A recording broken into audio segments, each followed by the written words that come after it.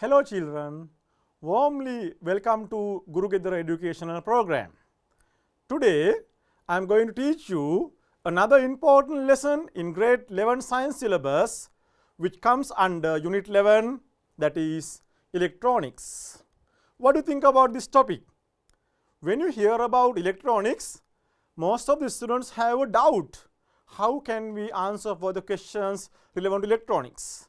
But I am sure if you watch this program continuously, all the concepts will be clear to you. Right, my dear children, you can understand what are the electronic appliances that we use in our day-to-day life. You all know that in our day-to-day life, we use various electronic appliances such as television, laptops, mobile phones. All these are the few electronic appliances that we use in our day-to-day life. Right. We use various electronic appliances to make our day-to-day tasks easier. Right. Electronic appliances consist of conductors, insulators, and semiconductors. You have heard about conductors, insulators, and semiconductors. When you think about these conductors, insulators, and semiconductors, semiconductors play a major role, right? How to classify matter into three categories as conductors, insulators, and semiconductors, right?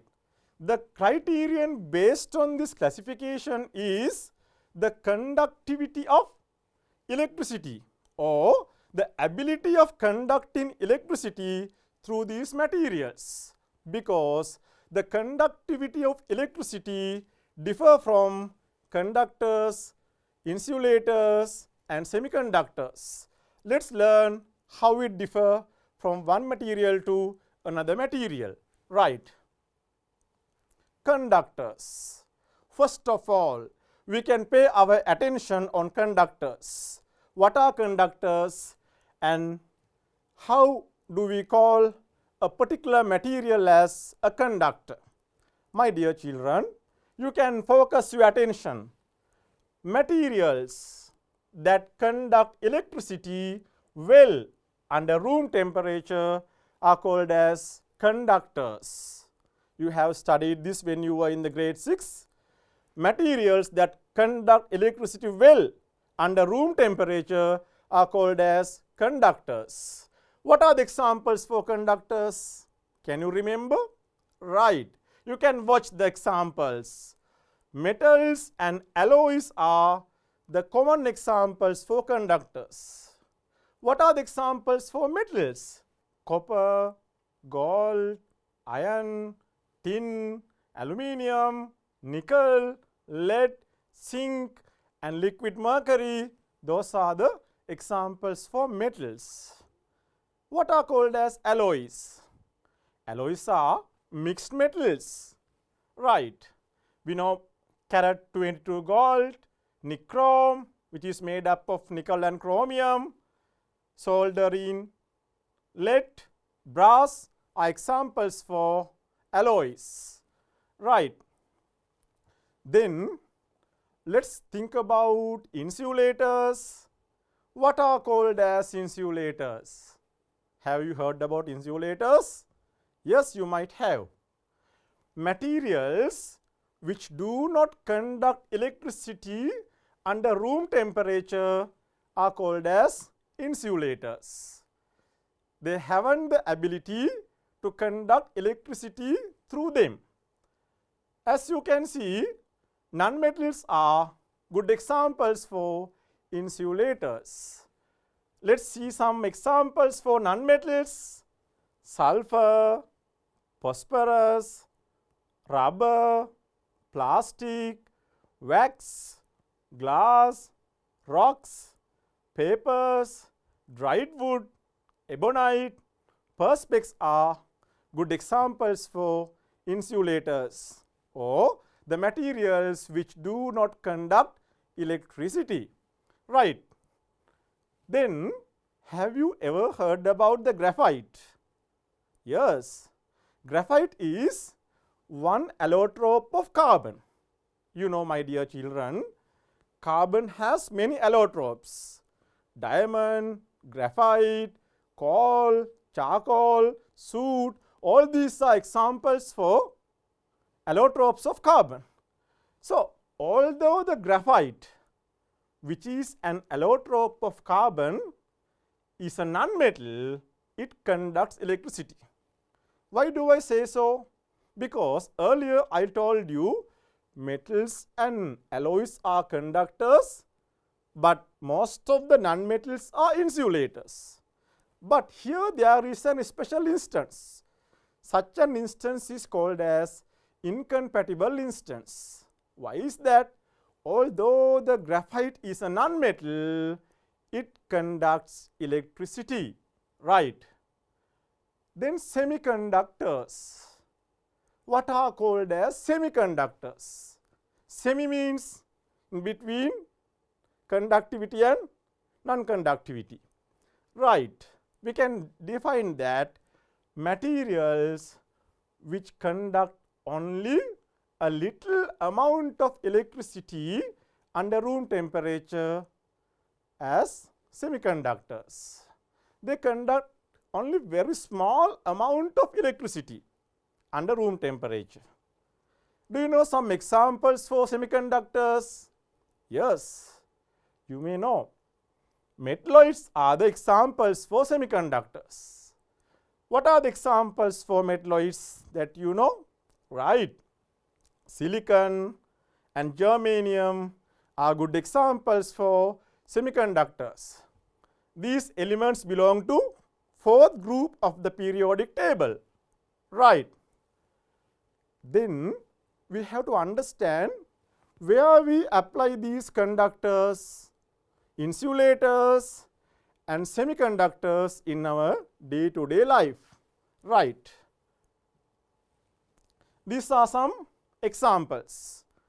When you think about these appliances, we use semiconductors, conductors as well as insulators. Now, how does a matter become a conductor, an insulator or a semiconductor? What do you think that? Let's learn. How does a matter become a conductor? Conductors contain huge amount of free electrons. What? Free electrons. When receiving a potential difference, these free electrons begin to flow from one side to another side, right? You can see that. The first diagram shows you the presence of free electrons in a conductor. This consists of huge amount of free electrons. But as you can see in the second figure, when a potential difference is supplied to either side of this conductor, the free electrons available in this conductor begin to flow from one side to another side. That is because of the supplied potential difference, right? As you can see in this diagram, free electrons flow from negative terminal to the positive terminal when supplying a potential difference. But you have to remember that the direction of current flow is opposite to the direction of flow of free electrons. Why is that? Though the free electrons flow from negative terminal to the positive terminal, conventionally electricity or electric current flows from positive terminal to the negative terminal. You can see the arrows. The blue color arrow represents the direction of electron flow, while the red color arrow represents the direction of current flow, right? Then we studied about conductors. how does a matter become a conductor? Now let's focus our attention on insulators. How does a matter become an insulator? My dear children, there are no free electrons in insulators, and the available electrons are also tightly attracted to the nucleus. You know that electrons lie around the nucleus. Nucleus is positively charged. As a result, negatively charged free electrons are tightly attracted to the positively charged nucleus at the center of the atom. Right. Then we have to understand, how does a matter become a semiconductor? We learned so far how does a matter become a conductor, how does a matter become an insulator. Then we have to realize, how does a matter become a semiconductor? My dear children, semiconductors contain a small amount of free electrons. Now you can clarify the difference. Conductors consist of huge amount of free electrons. Insulators consist of small amount of free electrons or lack of free electrons. But semiconductors consist of small amount of free electrons. Right. Then using this video, you can realize the comparison of conductivity. As you can see, the first figure shows you a conductor, a metal copper. It shows you the flow of free electrons. Second figure shows you a metalloid, silicon, which belongs to a semiconductor. Small amount of electrons flow through that, as it is a semiconductor.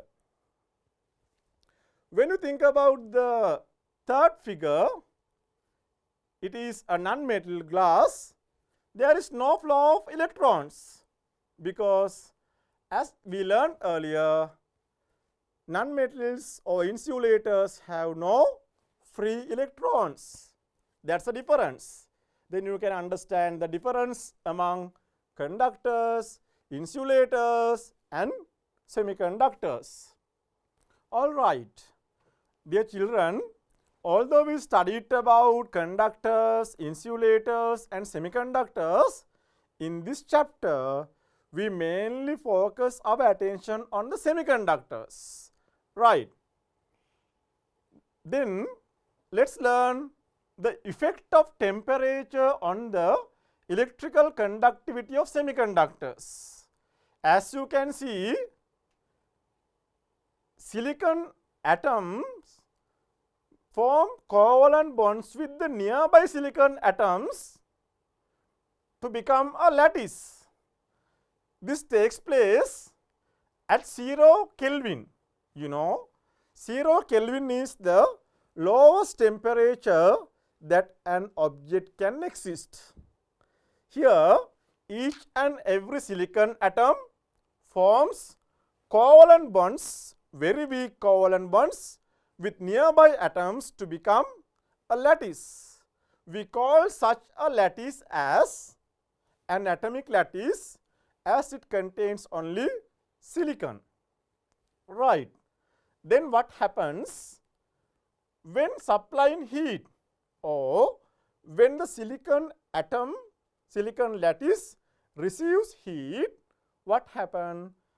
The little covalent bonds or the weak covalent bonds among the atoms may break due to the heat and release one electron from the covalent bond. Such a released free electrons is called as a free electron. When releasing a free electron, in that location a hole will be created. A hole means a lack of electron. Then you can understand this takes place on heating or above 0 Kelvin, right.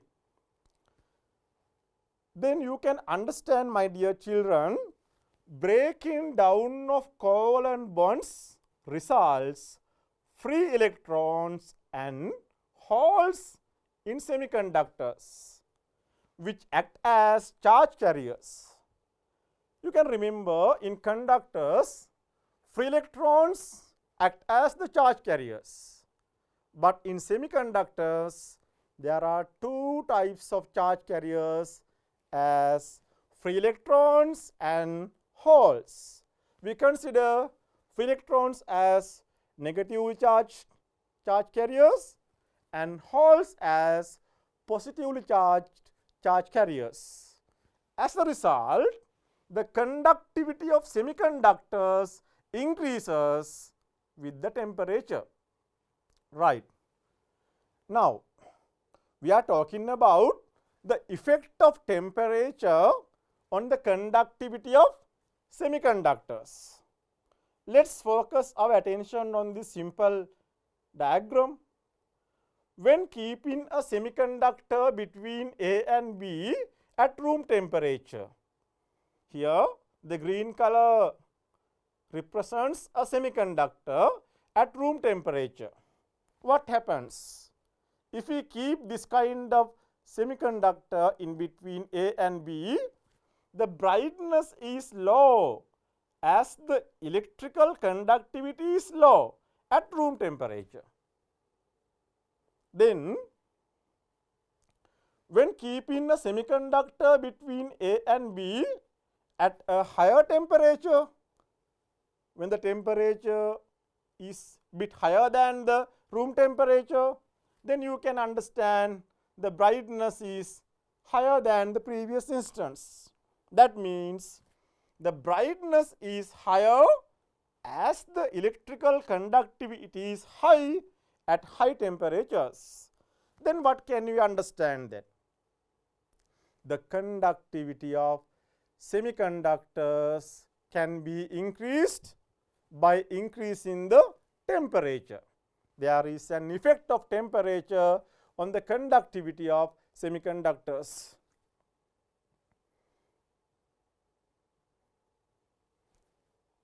Here, when you think about a conductor, we can understand how does temperature affect on the conductivity of conductors.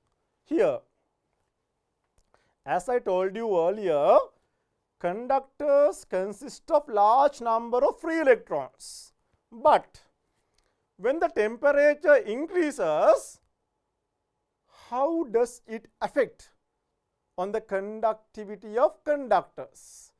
Here, when supplying heat, the metal atoms as well as the free electrons begin to vibrate.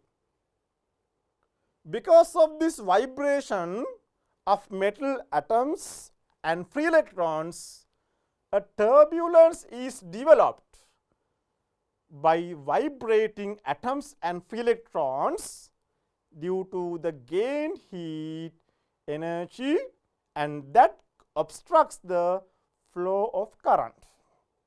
So, we can understand that temperature effect on semiconductors.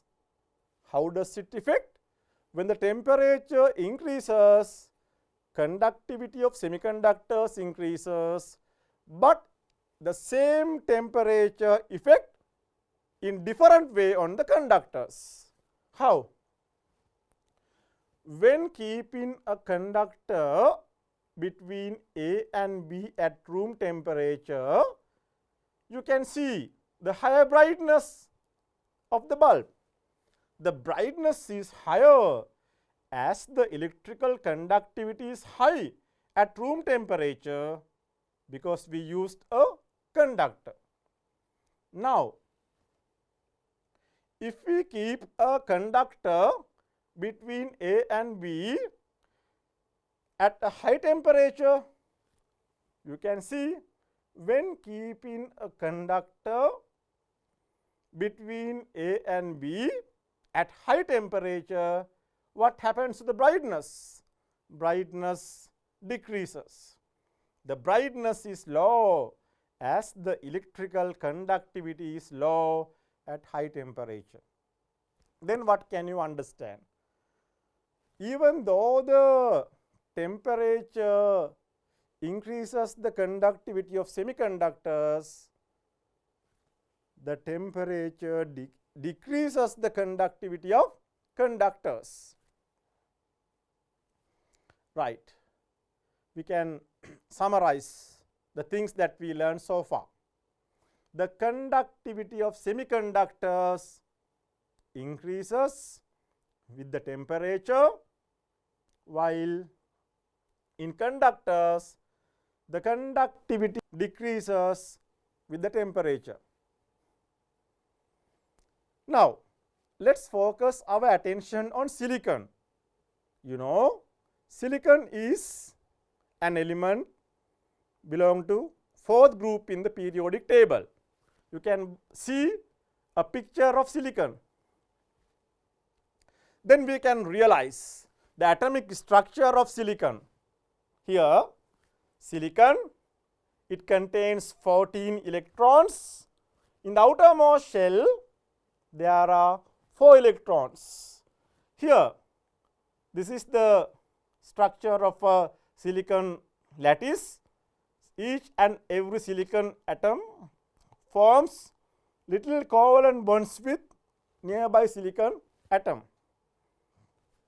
Here, through this periodic table, we can further realize the location or the exact position of the silicon in the periodic table. This is the fourth group, third period. Now, silicon, we paid much attention on silicon.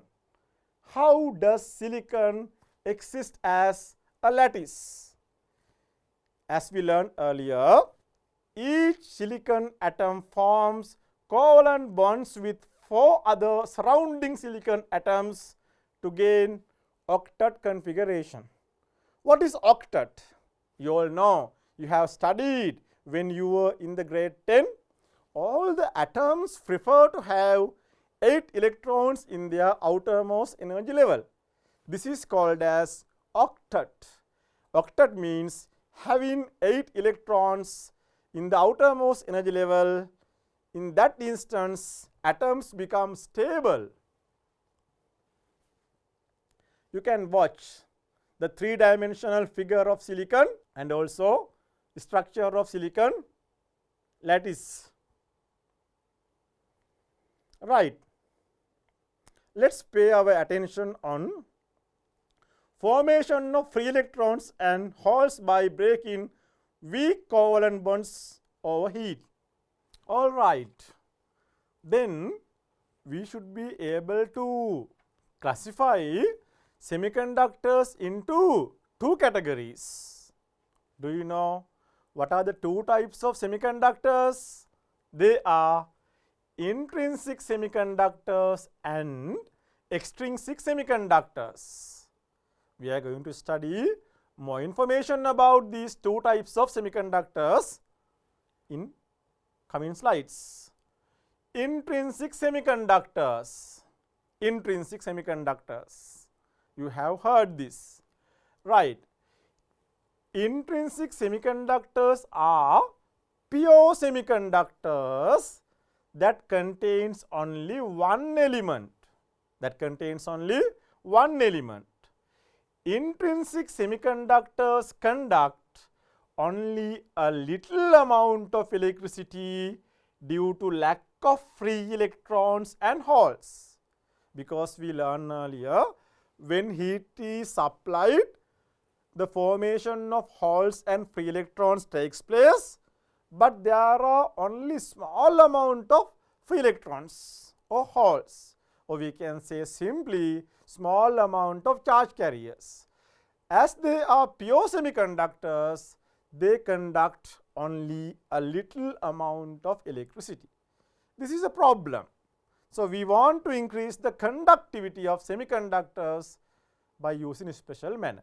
Before that, we can watch a video to find out the conductivity of intrinsic semiconductors. As you can see, this figure shows you intrinsic semiconductor. When heat is applied, the breaking down of bonds takes place and free electrons release or diffuse. It moves here and there within the lattice. Again, another free electron may take place. At the same time, a hole will form. Right. This is how intrinsic semiconductors form free electrons and holes. Let's move to the extrinsic semiconductors. My dear children, as I told you earlier, intrinsic semiconductors consist only a very small amount of free electrons and holes. So, scientists did various experiments and they discovered how to increase the conductivity of intrinsic semiconductors. Then they made extrinsic semiconductors. What are called as extrinsic semiconductors and how to make them? Let's learn. They are made by doping. A term we use for that is doping. What is doping then? Doping is the process of mixing small amount of other element, or we can say impurities from group 3 or group 5 in order to increase the conductivity of intrinsic semiconductors. Then semiconductors made by doping are called as extrinsic semiconductors. My dear children, can you realize the difference between intrinsic semiconductors and extrinsic semiconductors? I am sure you can identify. Extrinsic semiconductors are made by doping group 3 element or group 5 element with the pure intrinsic semiconductors in the group 4. Right. Now, I am going to show you the way of selecting elements or impurities for the process of doping. Let's focus our attention on the periodic table. You know, silicon carbon belongs to group 4, but boron aluminium belongs to group 3. Nitrogen, phosphorus, arsenic belong to group 5. Then you can see the atomic structure of boron. There are 3 electrons in the outermost shell. Atomic structure of aluminium, there are 3 electrons in the outermost shell. So, you can remember about the valency. The valency depends on the amount of electrons present in the outermost energy level. You know, valency is the ability of an atom to combine with another atom. Right. So, we call boron and aluminium as trivalent elements. Why do I say so? Because both the elements have only 3 electrons in the outermost energy level. Then let's focus our attention on the elements in group 5, nitrogen, phosphorus, arsenic. Here I have mentioned only phosphorus and arsenic. Phosphorus, outermost energy level of the phosphorus contains 1, 2, 3, 4, 5. 5 elements, 5 electrons. Arsenic, 1, 2, 3, 4, 5. 5 electrons. As a result, we call for phosphorus and arsenic as pentavalent elements. pentavalent elements. Phosphorus, aluminium, arsenic. Right. Then I told you about extrinsic semiconductors. What are the two types of extrinsic semiconductors? There are two forms as p-type semiconductors and n-type semiconductors. All right.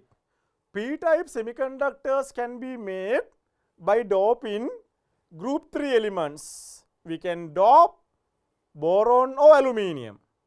Here, dope in pure silicon with aluminium to form p-type semiconductors. Let's watch a video to find out the process of doping aluminium with silicon to form p-type semiconductors. You can watch. In place of silicon atom, an aluminium atom can be replaced. As you know that aluminium has only 3 electrons, as a result, in each and every instance, a hole will be formed. A hole will be formed because aluminium forms 3 covalent bonds with nearby silicon. So, one silicon atom will not be able to form a covalent bond. That means a hole will be created when doping one aluminium atom. If we dope thousands of aluminium atom, 1000 holes will be there. Millions of aluminium atom, millions of holes will be there. That means when doping group 3 aluminium or boron, a large number of holes will be there in the silicon. So, as I told you earlier, my dear children, you all know that holes represent positive charge. That means when doping aluminium with silicon, positively charged holes will be formed. That is why we call them as p-type semiconductor. Let's learn how to form n-type semiconductors. You know, n-type means negative type. N-type semiconductors can be made by doping group 5 element with the group 4 silicon. Here we can use phosphorus or arsenic. Doping pure silicon with arsenic to form n-type semiconductors. We can watch this through this video. Here, instead of silicon atom, we replace arsenic, which belongs to group 5. You can see that arsenic contains 5 electrons. All the 4 electrons form covalent bonds with the nearby silicon atoms, and there is no chance for the free electrons to make a bond. As a result, when doped in one arsenic atom, one additional free electron will be added to the silicon. So, you know, silicon atom consists of then free electrons. When we add one arsenic atom, one negatively charged free electron will be there. If we add thousands of arsenic atoms, thousands of negatively charged free electrons will be there. If we add billions of arsenic atoms, billions of negatively charged free electrons will be there. That means by doping group 5 phosphorus or arsenic, we can form negatively charged semiconductors. They are called as n-type semiconductors. So, my dear children, as we studied so far, the conductivity of extrinsic semiconductors is higher than that of the intrinsic semiconductors due to the presence of large number of holes and free electrons. You can remember, p-type semiconductors consist of large number of positive holes. N-type semiconductors consist of large number of negative free electrons. So then we can focus our attention on the contribution of holes for the conductivity of p-type semiconductors. Here, when supplying a current through a circuit, external circuit, positive, negative, this is the cell, what will happen? You can see arrowhead represents the direction of diffusion of holes.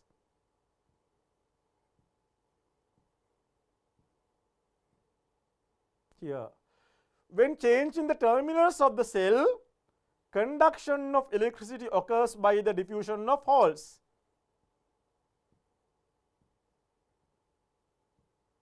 You can see the diffusion of holes. Here, contribution of free electrons for the conductivity of n-type semiconductors. Earlier we learned about contribution of holes for the conductivity of p-type semiconductors. Then the contribution of free electrons for the conductivity of n-type semiconductors. You can see when supplying a current through a circuit externally, conduction of electricity occurs by the diffusion of free electrons. Here free electrons diffuse from negative terminal to the right, like this. The arrowhead represents the diffusion of free electrons.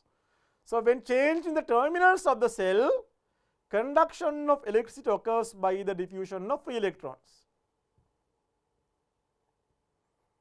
This shows the conduction of electricity, because you have to remember that conduction of electricity occurs to the opposite direction of the conduction of free electrons. Now, my dear children, let us focus our attention on the p-n junction. What is called as p-n junction? So far we studied about p-type semiconductors, n-type semiconductors. Then we are going to study what is meant by a p-n junction. Right. A p-n junction is made by reverting a p-type semiconductor to a n-type semiconductor in a special manner. All right. Let's watch the formation of p-n junction. Here, as you can see, first of all we take a p portion, n portion, we revert in a special manner. So free electrons diffuse to the p side and holes diffuse to the n side, formation of obstacle here, charge barrier. The other electrons will not be able to move to the p side and holes will not be able to move to the n side. So the obstacle or the charge barrier takes place, forms in between the p-n junction is called as depletion layer. This is called as depletion layer, right. It acts as an obstacle for the flow of other electrons and holes, right. How to make a diode? It's a very important appliance that we used in the electronic appliances. When connecting two conductor terminals to either sides, as you can see, this is the p-n junction. Here, two conductor terminals are connected to the either side of the p-n junction. So it is called as the diode, or we can say junction diode.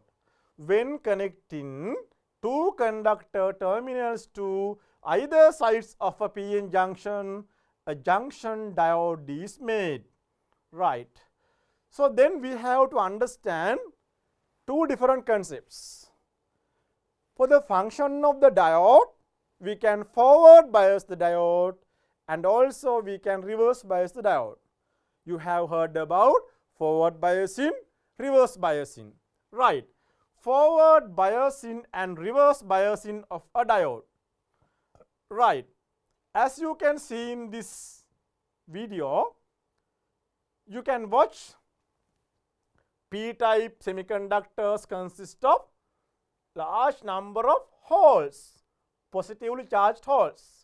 Similarly, n-type consists of large number of negatively charged free electrons. This is the p-n junction. Free holes, positively charged, free electrons, negatively charged. The center of the p-n junction is called as depletion layer. Here, what happens? As soon as the junction is made, as we learned earlier, free electrons diffuse from n side to p side and positive holes diffuse from p side to n side. So, when supplying external potential difference through a dry cell, positive terminal to p side, negative terminal to n side, what happens? The positive terminal of the dry cell repels the p-type holes. Negative terminal repels free electrons. As you know that like charges repel each other. As a result of this repulsion, the depletion layer narrows, or the space region around the p-n junction narrows. As a result, flow of current takes place through this p-n junction diode from p-type to n-type. You can see the diffusion of free electrons from n side to p side, holes from p-type to n-type. So, reverse bias. Reverse biasing means what? We connect negative terminal to the p side, positive terminal to the n side. As you know, unlike charges attract each other. So, the negative terminal attract the holes towards itself, positive terminal attract the electrons towards itself. As a result, the depletion layer becomes broadened. When the depletion layer broadens up, no flow of charges takes place from p side and n side. Right, you can see that depletion layer broadens, no flow of charges takes place. This condition is called as reverse biasing of p-n junction. In that case, current or electricity does not flow through the p-n junction. Right. Let's move to another video to understand forward biasing instance of the p-n junction. Positive terminal to p side, negative terminal of the dry cell to n side. You can watch the movement of free electrons from negative to p side and flow of current from p side to the n-type. So, when we switch off, what happens? Again, the depletion layer will be formed here. Now, again, if we connect the switch, the flow of current takes place. Right. Then, my dear children, we have to pay our attention on the types of diodes. This is also an example for a diode. This is a very small electric appliance. We used diode. You can watch that. The diode consists of p side and n side. All right.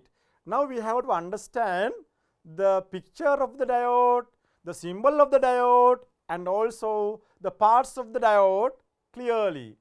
Anode and cathode of a diode. As you can see, this picture gives you the anode and the cathode. The black color parts relevant to the anode, the silver line relevant to the cathode. This is the symbol of the diode. The diode symbol contains an arrow and straight line here. The arrow begins from the anode. Arrow head is pointed towards the cathode. You have to clearly understand this is the anode of the symbol of the diode. This is the cathode or negative or N part of the symbol of the diode. Right. Now, let us see this, the function of the diode. I am going to show you a simple activity. Before the activity, you can watch that when change in the terminal, bulb glows. When change in the terminal, again bulb goes out. That means we have to understand a diode is an electrical device which allows the electricity to flow only in one direction. My dear children, I have used a diode here. This is a dry cell. This is a bulb. There is a gap between the circuit. I am going to place the diode here.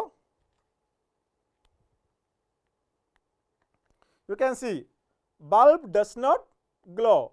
When I put the positive terminal of the diode to the negative terminal of the dry cell and negative terminal of the diode to the positive terminal of the dry cell, the bulb does not glow.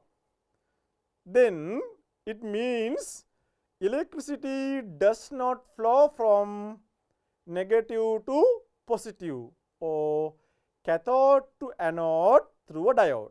Now you can see very clearly, I am going to change the terminals of the diode.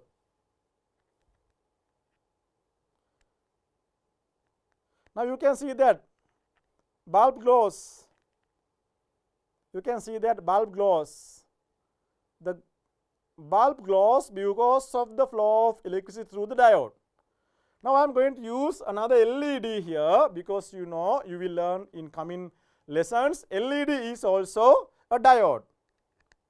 Here negative to positive, bulb does not glow, but positive to positive, here LED glows properly. What does that mean? Current flows through a diode only in one direction. One direction means when the diode is in forward bias condition, electricity flows through it. In that case, we have to keep in mind positive terminal of the dry cell should be connected to the anode of the diode and negative terminal of the dry cell should be connected to the cathode of the diode. Right. We can use the diode as a switch. Here you can watch that when we connect the positive terminal to P side or positive, negative terminal to the N side or negative, current flows through the diode, current flows in the direction of arrowhead, bulb glows. So this is like a closed switch. So diode can be used as a closed switch.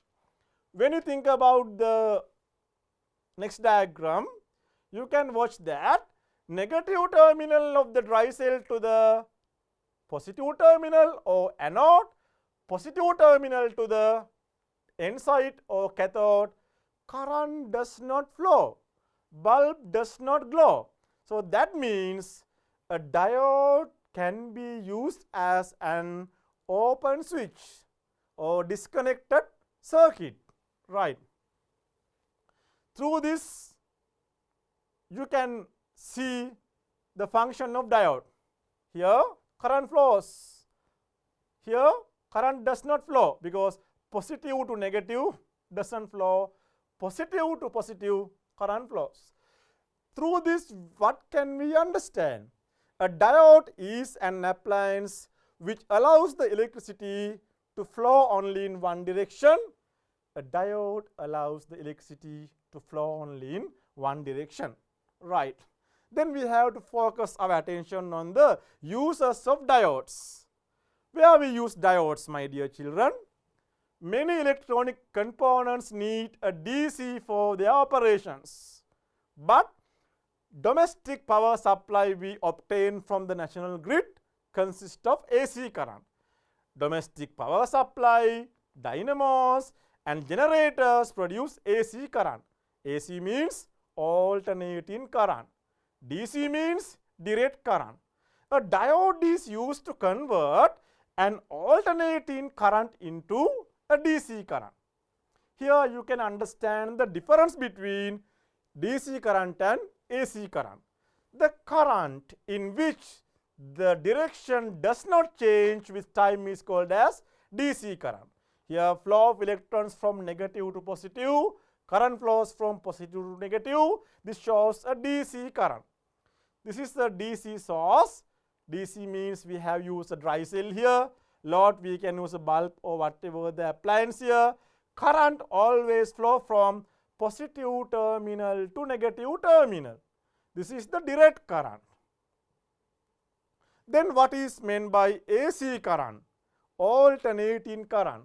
As you can see, alternating current, here the direction changes. If we represent in a graph like this, you can understand that in sometimes voltage becomes positive, sometimes voltage becomes negative. Now we can compare the directions of DC and AC.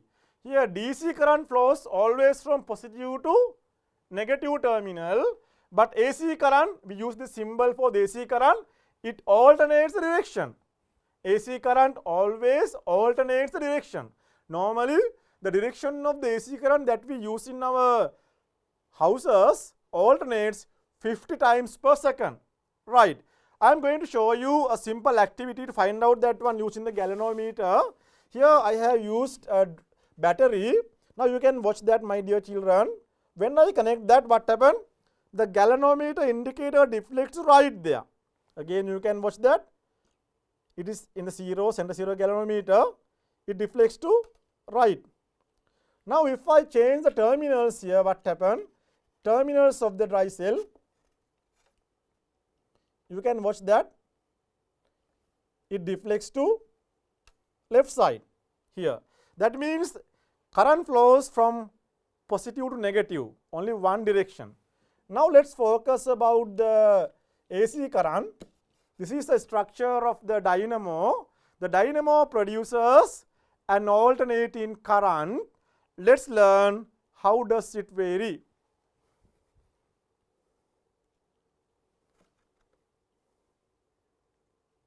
Here you can watch the galvanometer indicator. Okay, when connecting a dynamo to the center zero galvanometer, you can watch that indicator deflects to either side. What does that mean? Dynamo produces an AC current. That is why it deflects to the either sides. Right. Then you can represent the variation of the voltage over time using the graph like this. Direct current we represent using a straight line. AC current we represent like this. It is a wavy line. Right. This is center zero galvanometer. Center zero galvanometer is used to identify the direction of the flow of current. Right. My dear children, you observe that when connecting an AC current to a galvanometer, indicator deflects to either sides. You could observe that. Similarly, when connecting a DC current to a galvanometer, instead of AC, galvanometer deflects right. And also, when changing the terminals of the cell, you could observe that the galvanometer deflects to left. Alright, this is the end of today's program. In coming programs, I am going to teach you how to convert an AC current into DC current. So my dear children, you can refer to the textbooks and also answer previous question papers.